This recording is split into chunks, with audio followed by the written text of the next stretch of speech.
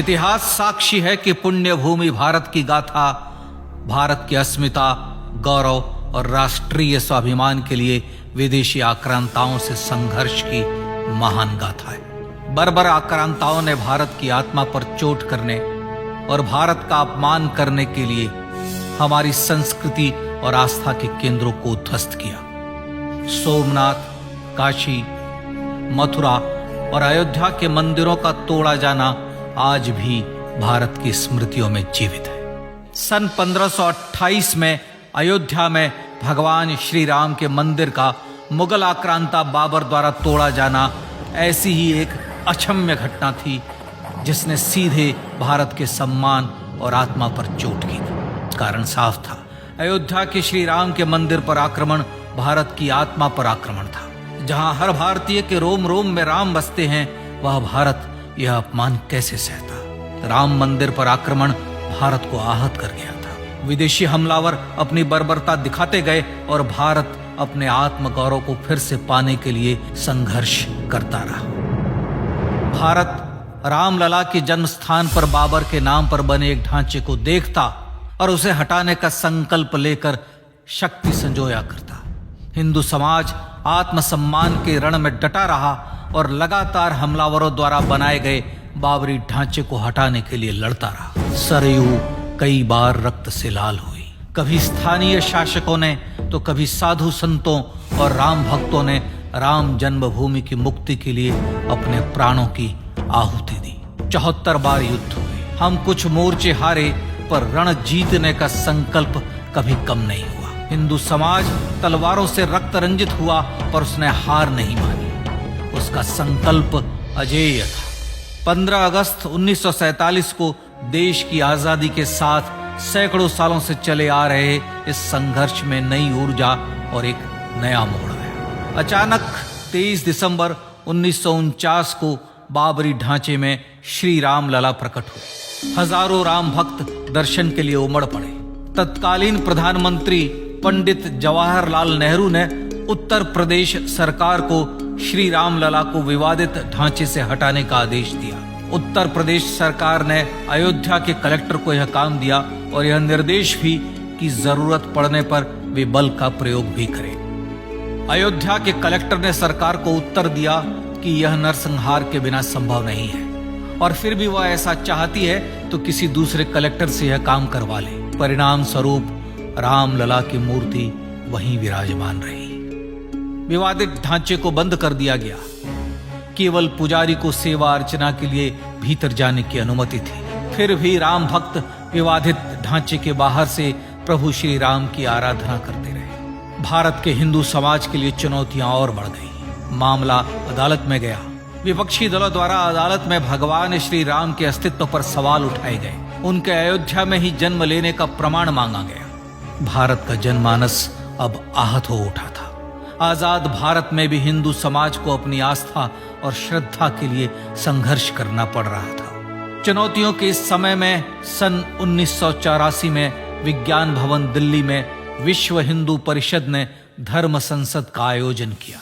इस संसद में देश भर के संतों ने राम जन्मभूमि की मुक्ति के लिए आह्वान किया और राम जन्मभूमि मुक्ति यज्ञ समिति का गठन किया।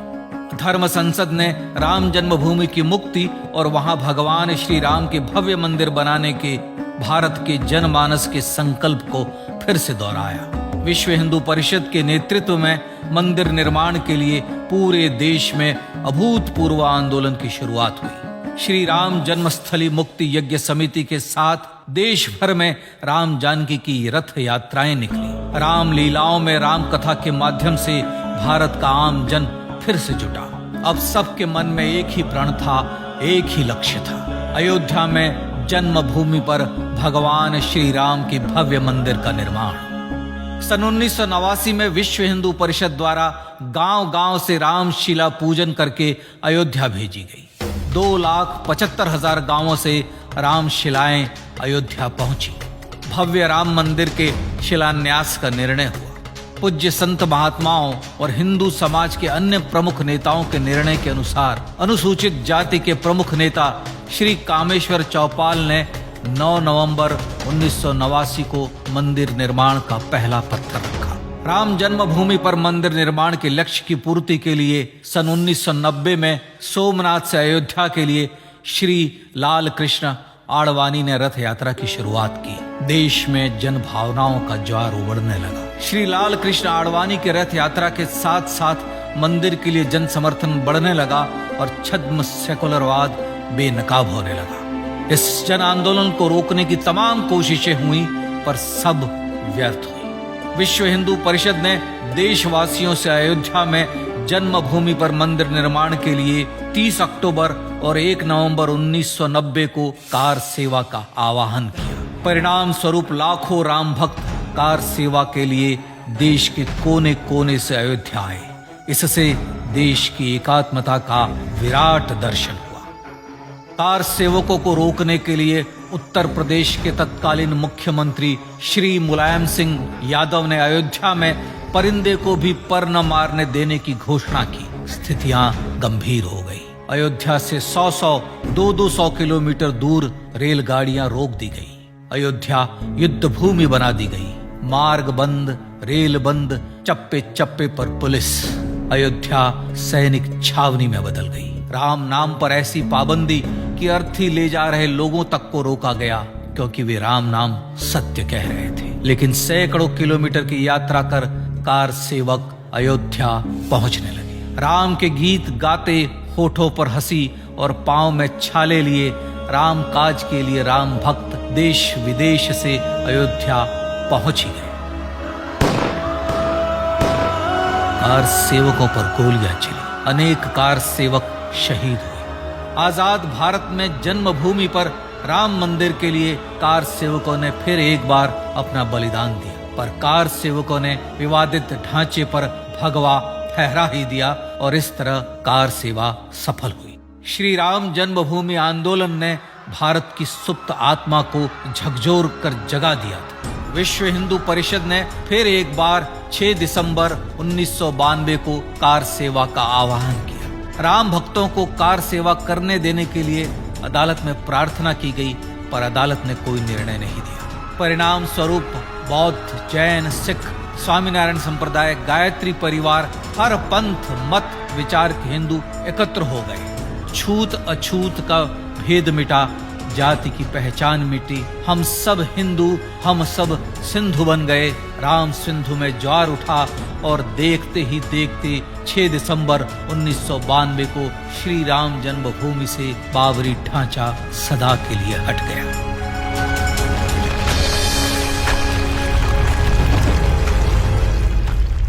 यह क्षण शौर्य, न्याय और सत्यमेव जयते का क्षण था। यह तो धर्मस्ततो जय का क्षण था। पर संघर्ष की गाथा यहां जाकर भी नहीं रुकी। छद्म सेकुलरवादियों द्वारा भारत और भगवान श्री राम के इतिहास को झुठलाने के लिए अदालतों में चुनौतियों का सिलसिला चलता रहा, जो 1950 से चल रहा था। हिंदू सिखों के बीच से गुजरते हुए भगवान श्री राम का दर्शन करने के लिए विवश थे। यह स्थिति थी आजाद भारत में श्री राम और राम भक्तों की। पर सत्य को तो जीतना ही था।